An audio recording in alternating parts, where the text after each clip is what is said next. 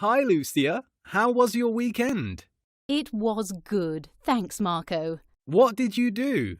I went to London with my boyfriend. Oh, did you go to the carnival? No, we didn't. We went to the theatre in the afternoon. Oh, really? What did you see? We saw The Lion King. Was it good?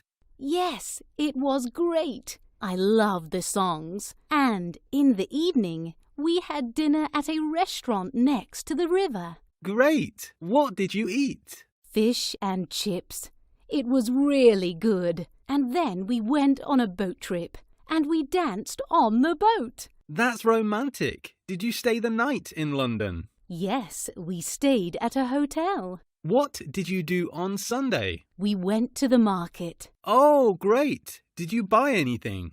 Yes, this lovely red jacket. Do you like it? Yes, I do. It's really nice. Did you buy those boots there too? No, I didn't. These were a present from my dad. When did you come home? In the afternoon.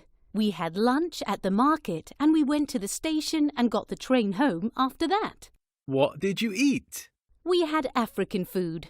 It was really nice. Hot and spicy. It sounds like a great weekend. It was.